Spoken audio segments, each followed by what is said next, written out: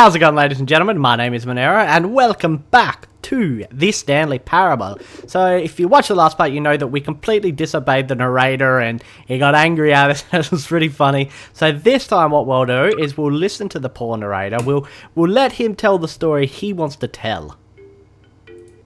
So we've seen the start, we can skip that. If you haven't seen the start, you can go... The hell? That wasn't there last time, was it? Stanley decided to go to the staff lounge to check on his co-workers. He never functioned well by himself and constantly needed support and guidance from others, so the thought of total solitude was terrifying to him.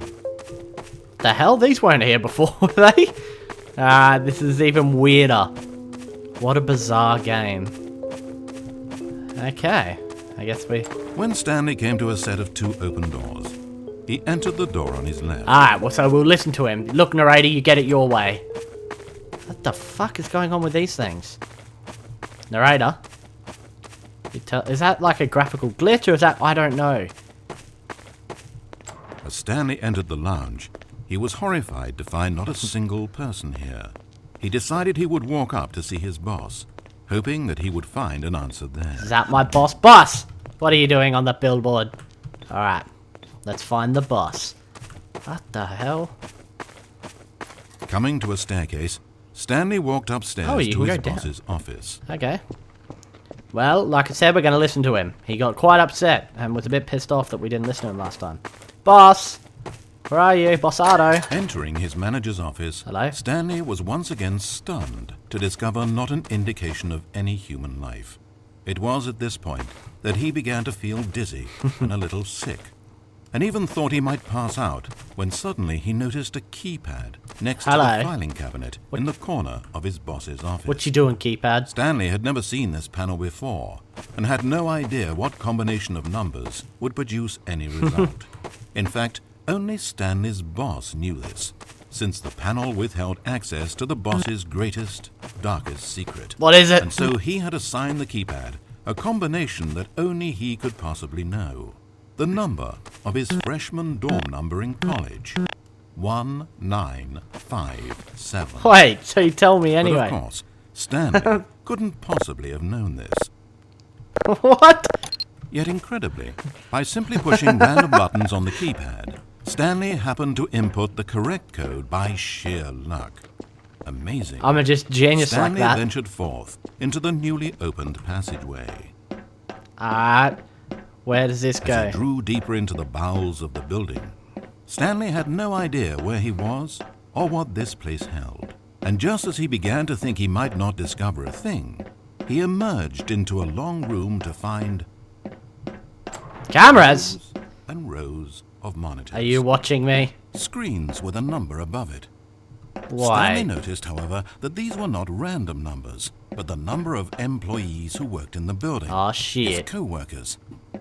Even his own number, 427, had a place on the Where? wall. But why a setup so elaborate, he asked. Was this simple surveillance, or something even more? I see. As if in answer to his question, the wall slid open before him, revealing the ultimate truth of the situation. Shit. So his boss is a perv. He likes to watch them at their desks. An enormous control panel, Stanley discovered, but not one that controlled simple machinery. What is this? Buttons were labeled with emotions. Happy, sad. Levers and knobs controlled actions. Walking, eating, doing work, or watching TV. They're controlling us. Every input on this device monitored not the functions of a machine, but of a human being. Oh, shit. And the reality began to sink in.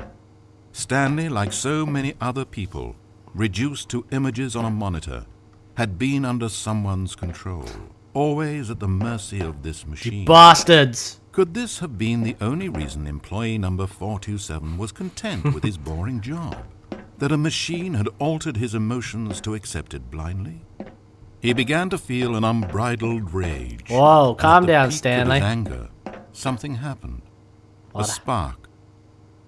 Stanley looked up and saw the generator overhead, still providing some small amount of power to the machine, keeping it alive. What are you doing up there? And knowing that this generator was all that kept the controls running, Stanley moved to the ladder in the back of the room and began to climb towards the rafters. Did he now?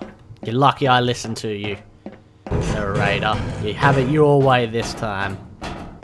What a bizarre game. I think that might be a graphical glitch though, which sucks, but still. I'm coming for you, generator. I love the narrator's The higher voice. Stanley climbed, the closer he felt to freedom. Freedom! The further from enslavement. Freedom! Woohoo! Alright, up we go.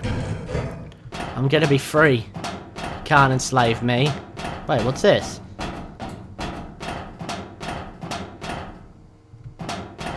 Disable generator?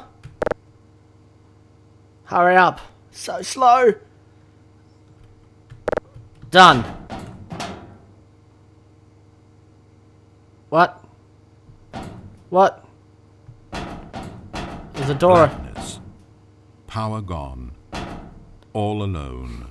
I don't want to be alone. Open door. Thank you. We're out. As he stepped through the door into the fresh outside air, a feeling of liberation rushed through Stanley's body. Done it, Stanley. He had seen power. He had seen enslavement, and he had destroyed it. The underling was in control now. He had found his leading role. Take charge. Stanley never discovered why everyone had gone missing, nor how and when he had come under the machine's control. The man But it didn't controlling us upset him all. terribly, because he knew that this was how things were meant to happen. All he felt was a delight unlike any he had ever known before. Never again would he follow someone else's orders without question. Okay. Never again would anyone tell Stanley where to go, what to do, or how to feel. No more bosses. No more instructions on a screen. Stanley decides for himself. That's right, Stanley. Take a stand. And he stepped out into the world, and he felt the cool breeze upon his skin, and Stanley was happy. That was a very melancholy story when you follow it. Yeah. And I think that might actually be it. Yush, it's going to say the end. Will it? Has it? Is it going to do it? Written and created by Davey Wreden. Well, anyway, guys, that is the end of the Stanley Parable again. I think I'm just going to leave it there, do the two sides playing. I did the first part that was disobeying the narrator and the second part that was obeying him. That was really interesting. It's free to download, link in the description. Don't forget to smack the like button if you enjoyed the video, subscribe to the channel to see more content, and I'll catch you for whatever I do next. Bye.